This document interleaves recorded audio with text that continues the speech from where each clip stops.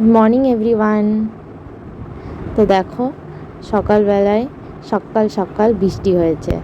বাইরে ফুল তুলতে এসেছিলাম, তো দেখলাম বৃষ্টি হয়েছে ভোরবেলার দিকে। আর প্রত্যেক দিন ভোরবেলায় বৃষ্টি হচ্ছে, চারিদিক ভিজে থাকে। তো দেখো আমি প্রথমবার ফার্স্ট টাইম দেখলাম যে আমাদের সামনের দিকের বাগানটায়, ফুল বাগানটায় এরকম জল জমে থাকতে আমি আগে কখনো দেখিনি। এই ফার্স্টে মানে এত বৃষ্টি হচ্ছে যে লাস্টে জল জমে যাচ্ছে বাগানে।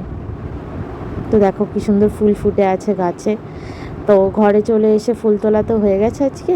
তো ঘরে এসে গরম জলের জন্য বসিয়ে দিলাম। তারপরে মা উঠে গেছে এদিকে।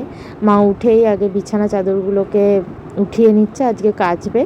তারপরে মা ওগুলো ক্লিন করে, বিছানাটাকে ক্লিন করে চলে এলো গোপালের কাছে, গোপালকে ওঠাতে। তো মা গোপালের সাথে একটু বসে বসে ওঠো, জল খাও, এইসব করছিল। তারপরে আমি চলে এলাম চা নিয়ে, মানে চা করে নিয়ে চলে এলাম পড়তে। তো চা খাওয়ার আগে আমি জল খাই প্রত্যেক দিনই। চা খাওয়ার আগে অবশ্যই জল খেয়ে নেওয়া ভালো, তাতে অতটা প্রবলেম হয় না। অনেকের গ্যাসের প্রবলেম থাকে, তো গ্যাসটা হয় না। তো এই পড়তে পড়তে রোজকারের মতন চা খাচ্ছি। তো আজকে মায়ের ইনভিটেশন আছে অফিসে, তো তার জন্য আমি আমার জন্যই রান্না করব। তো মাছের ঝোল সর্ষে বাটা আর পোস্ত বাটা দিয়ে করব। তার জন্যই সর্ষে আর পোস্তটা বেটে রাখছি, ভিজিয়ে রেখেছিলাম আগে।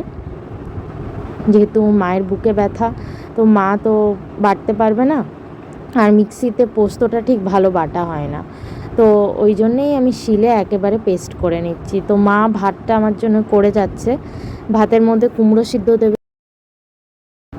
তো তারপরে মা চলে এসেছে বাগানে একটু বেগুন গাছগুলোতে দেখতে, কারণ বর্ষা হচ্ছে, বেগুন গাছগুলো অনেক গোড়া পড়ছে, মরে যাচ্ছে। তার জন্যে মা বাগানে এসেছিলো বেগুন গাছগুলোকে দেখতে। তো দেখলো সব বেগুন গাছে একটা করে বেগুন ধরেছে, একটা দুটো করে, আবার ফুলও এসছে। আর ওদিকে অনেক কলমি শাক হয়েছে বেশ। তো দেখো আমার ঠাকুরের পুজো কমপ্লিট হয়ে গেছে।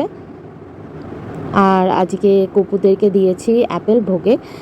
আর মা সব কিছু আজকে ঠাকুরের কাপড়, তারপরে গদি সব কিছু কাচতে দিয়েছে, কারণ খুব নোংরা হয়ে গেছিলো। আর এমনিতেও জন্মাষ্টমীর জন্য কাচতেই হতো, তার জন্যে মা কাচতে দিয়েছে। তো দেখো এখন আমি রান্না করতে চলে এসেছি, অলরেডি মাছ ভাজতে বসিয়ে দিয়েছি। আর ওদিকে পেঁয়াজ ভাজাটা হচ্ছে কুমড়োর জন্য বেরেস্তা। তো কুমড়োর ভর্তা করব। আর এদিকে যেটা সকালে বেটে রেখেছিলাম সর্ষে আর পোস্ত, সেটাই। তো দেখো আমার রান্না কমপ্লিট হয়ে গেছে। তো আজকে লাঞ্চই এটাই, আমি একার জন্যই অল্প করেছি, বেশি করিনি। তো এদিকে মাছের ঝোল, কুমড়োর ভর্তা আর বাঁধাকপি আর ভাত। তো দেখো আমি রেডি হয়ে নিয়েছি, বাজারে যাব বলে, কিছু কাজ আছে আর কালকে রাখি আছে, তাই রাখি নেব।